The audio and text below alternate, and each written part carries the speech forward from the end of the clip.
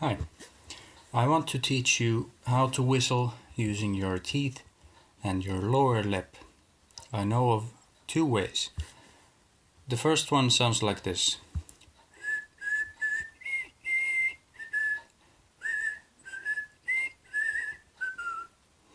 The second whistle is a bit higher and it sounds like this. Okay, to get started learning, what you want to do is you have to know the Parker whistling style. This is the very basic whistling style. Everybody seems to be doing this. It sounds like this.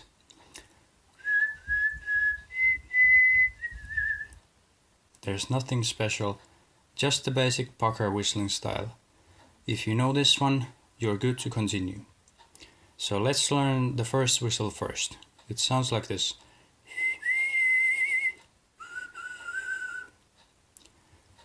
To learn this whistle, you basically have to know four things.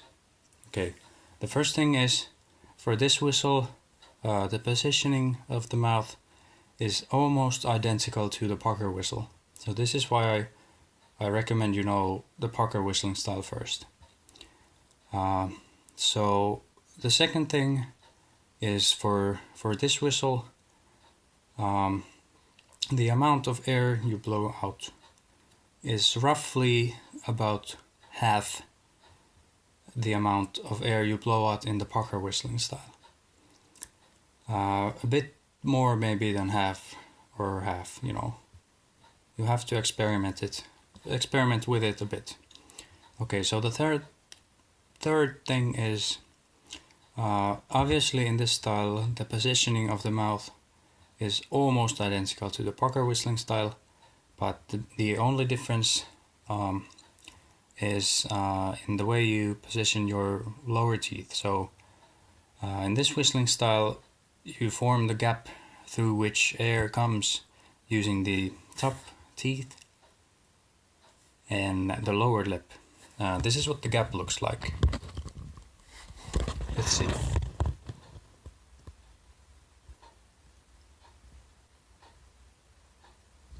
You see it? See it? Okay, good. And the fourth thing is, in this whistling style you actually have to use your upper lip as well. So let's get started. I'll show you a few times. So I will open my mouth and you can see the position of my mouth and my tongue. So let's start off with the Parker whistle.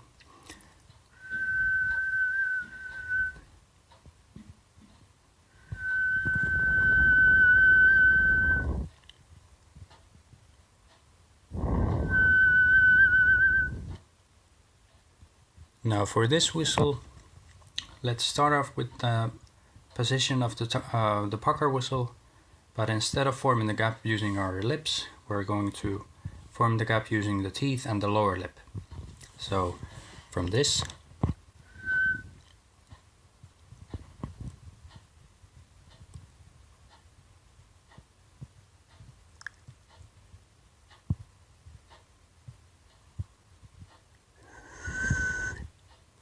now notice the upper lip is actually really important. So if I move the upper lip up too much, the sound vanishes. Listen to this.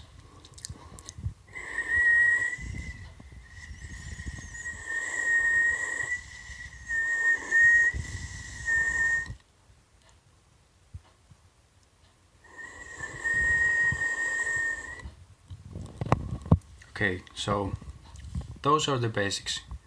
Once you get this sound, there are two fun variations I like to do. The first one is the regular vibrato, and it sounds like this.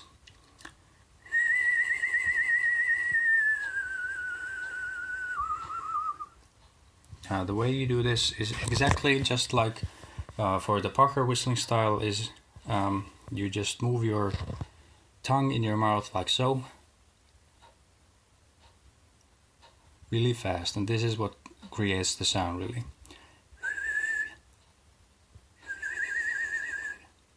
Just don't overdo it or it will start sounding really weird and crazy. The second one is, I think it's called warbling, and it sounds like this.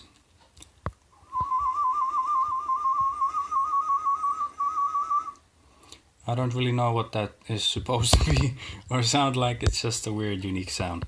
The way you do this is you have to kind of say li li li li li li li li li li li li li li li in your mouth really fast. So start by blowing air slowly and make a soft sound, so like so. And then just say lily once, or li. Say it once.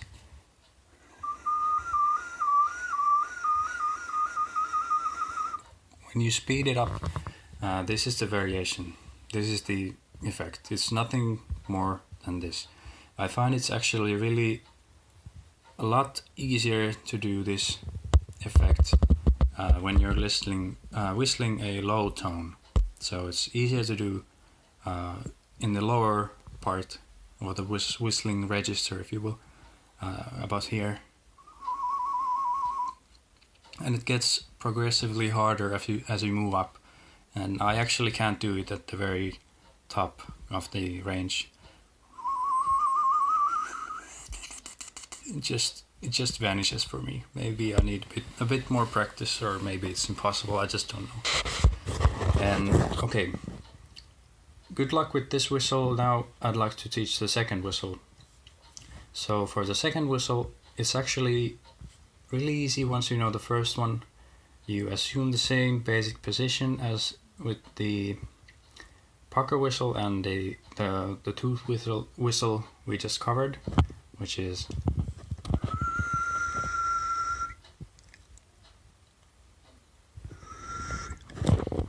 but this whistle is actually a bit more about the gap than about the tongue positioning.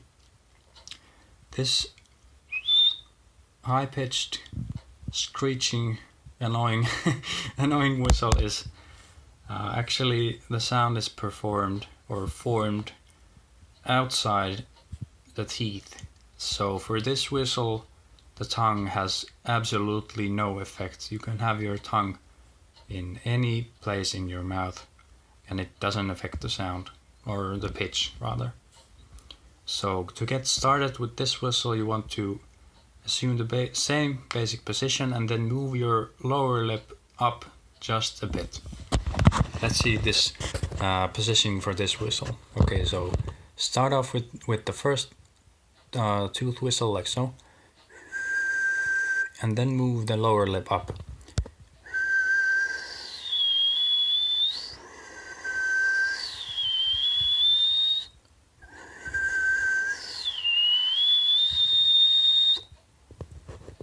It's really nothing more than this. The amount of air you are supposed to blow out is exactly the same, although the gap for this position is a bit smaller, so the pressure will be higher. And I also know two fun things to do with this whistle.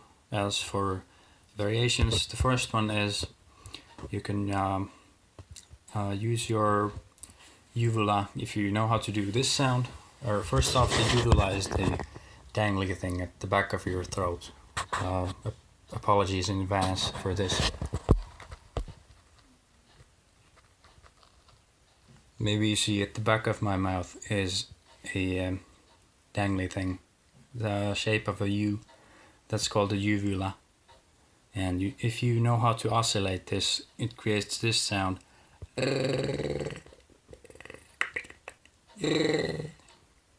You can actually use it as a source of vibration for this whistle to get this sound.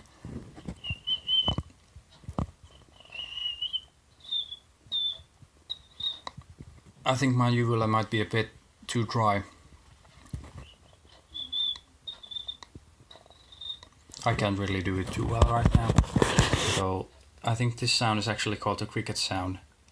And for the second variation, I noticed you can also roll your R. So if you are a native English speaker, you have to learn or create this sound, which is sound, you know, the Spanish R sound. If you can do this sound, you can roll your R inside your mouth and then form the whistle outside your teeth, if that makes sense. It'll sound like this.